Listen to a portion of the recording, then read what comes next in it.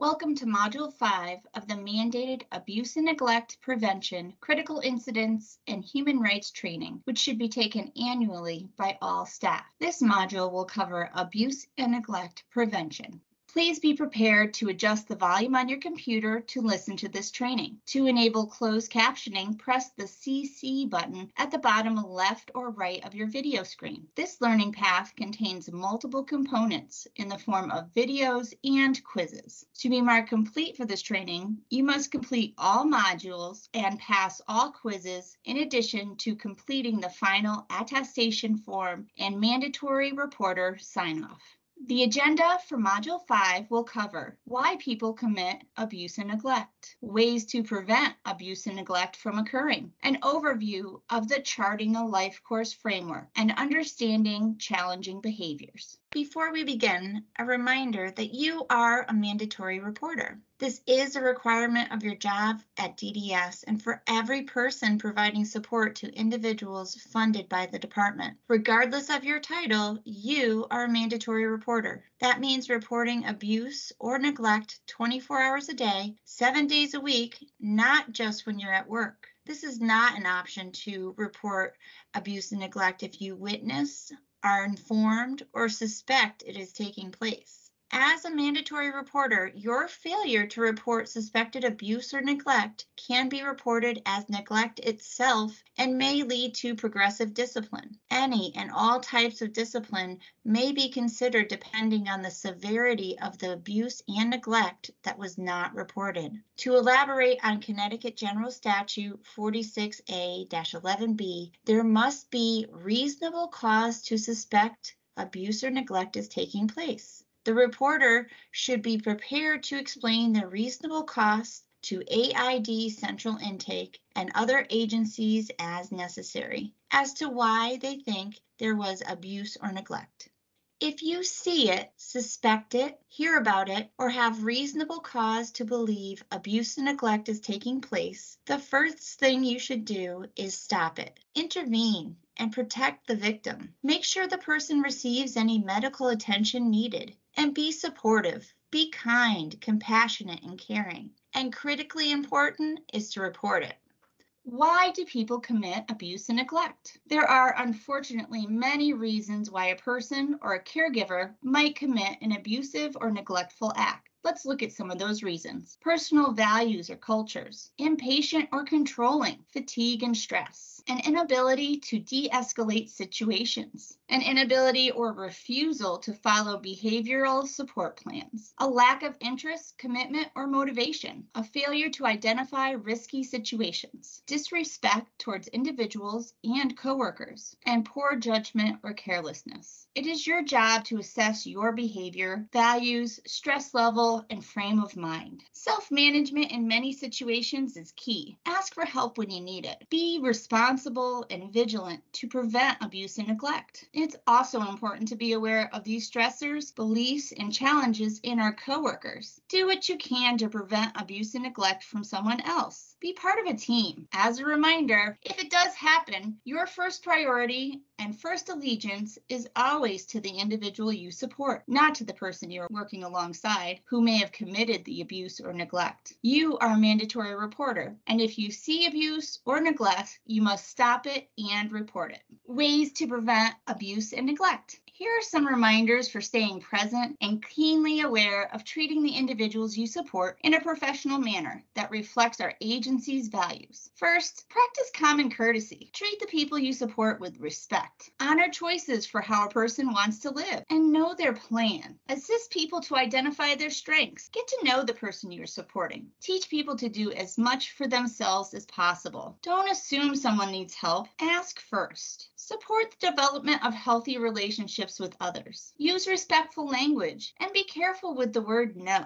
Use it only when necessary and in a polite and compassionate way, ensuring that you give the individual as much control and choice as possible. Lastly, support people to be active members of their community. You may know the individual best, but if they seem to be looking for connection based on an interest such as games, sports, spirituality, work, voting or politics, personal relationships or hobbies, talk to the team. See what they can do about this. Get that person involved in their community community. This ensures DDS is supporting their best quality of life. Can you think of some other ways that you can help prevent abuse and neglect? Charting the life course, a trajectory for a good life. An important part of preventing abuse and neglect is understanding what the person envisions for their life. DDS has recently started using the life course framework for the individuals we support in IP meetings when developing a person's individualized plan. This ensures that a person's supports are based on their needs and are solely person-centered. Charting the life course. The framework behind charting the life course is built around the concept of helping someone understand their life trajectory. To do this, we look at what people want in their life and what they envision for a good life. This goes hand in hand with how we best support the individuals we support. When we think about a life trajectory, it's also important to think about things that someone doesn't want.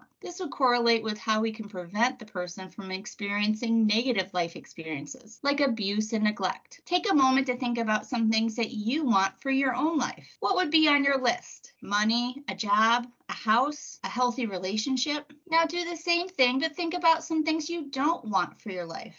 What would be on that list? Stress, illness, violence, death. The individuals that we support likely want and don't want many of the same things. And as support professionals, it is our role to ensure that we are providing the supports necessary to help them achieve their life trajectory for the things that they want and don't want in their lives. This all goes along with the concept of person-centered planning, putting the individual and their needs and wants first. Possibilities for a good life. The Charting the Life course framework is broken down into categories. This helps families and support professionals have perspective as to how each individual can have their best quality of life. This includes daily life and employment. This is what a person does in their everyday life. It can include school, employment, volunteering, communication, routines, and life skills. Next, community living. This is where and how somebody lives. This may include housing and living options, community access, transportation, and home adaptations or modifications. Healthy living. This includes managing and accessing health care to stay well, such as medical care, mental health, behavioral health, developmental health, wellness, and nutrition. Next is safety and security. This area focuses on staying safe and secure. It can also include emergencies, well-being, guardianship options, and legal rights or legal issues. Social and spirituality. This involves building friendships and relationships, participating in leisure activities, developing personal networks, and perhaps a faith community. Lastly, advocacy and engagement. This includes building valued roles, making choices, setting goals, and assuming responsibility for one's own life. This can be the structure for exploring things the people you support want and maybe don't know that they want for their life. It can also be a tool for individuals to articulate and organize their thoughts so they can advocate and communicate what is important to them with their team. These 6 areas listed on the screen are crucial to ensuring someone can have the life they want. Each person DDS supports is a well-rounded person with interests and desires for a good life. This framework is designed to help understand their unique qualities, wants, and needs for a good life. Integrated supports for a good life. It is important when we are using the life course framework to help everyone understand their own star. The star represents supports that they need for a good life. Each point of the star represents a different area that someone might need support or areas that they feel they are already well supported and thriving. Take a moment to look at the star. Think about your own life. What ways do you receive supports to have all these areas in your own life? The integrated star can be used in multiple approaches for planning ahead for the next stage of a person's life. It can also be used to identify their current strengths and supports. The circle at the left corner represents the IP process that we want to incorporate into the lives of the individuals we support, always putting the individual in the center, followed by their family, whoever that may be to them, and then the community. And the star throughout represents the supports they receive in their lives. As you can see, the supports are integrated into their life without becoming a barrier for the individual to reach their family or their community life. There could be different points of the star that are needed to assist or enhance an individual's ability to be connected to their family and community. This is key to understanding our role as support professionals in the lives of those that we support. Challenging behavior. When you hear the term challenging behavior, what do you think of?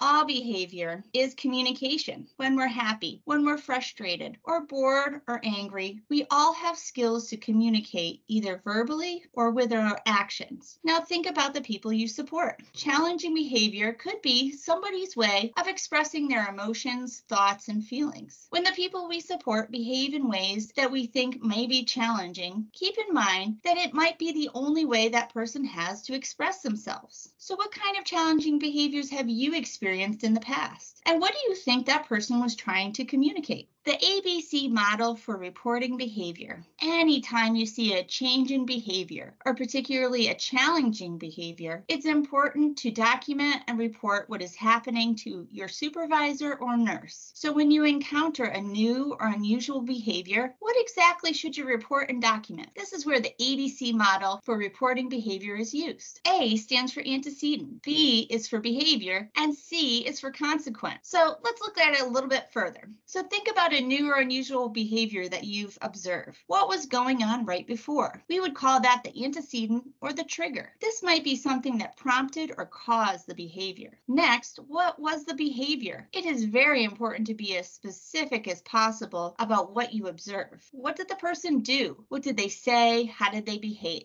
Lastly, what happened next? How did you handle it? What made the behavior stop or improve or get worse? Note all actions that were taken.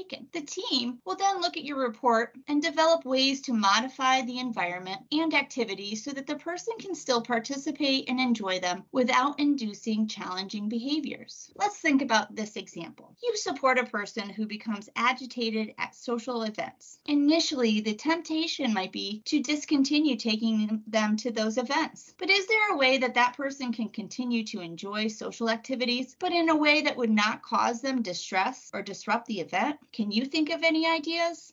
Reporting is part of a team. Let's go over some important questions to ask when you're documenting on the ABC report. When you're trying to help someone who is behaving in a challenging way, take a step back. Analyze the situation. Maybe you can figure out what is causing the behavior. Maybe you can figure out how to solve it. First, think about what exactly are they doing? What time of day does it happen? Who is present? Does it only happen with certain staff or family? What happened immediately before or after? What has been tried in the past? Do you know about this person's life history? How it relates to challenging behavior? Again, it's important to always document and report to your supervising staff on duty, supervisor, and/or nurse any new, unusual, or unexpected challenging behaviors, which would include any information that you would gather from these questions. This training is the property of the Connecticut Department of Developmental Services and is protected under state and federal law. This material cannot be altered unless permission has been granted by the Connecticut Department of Developmental Services or the third-party author. This information cannot be distributed for profit and should only be used for training purposes. Thank you for your time today. If you have any follow-up questions, please email dds.training@ct.gov.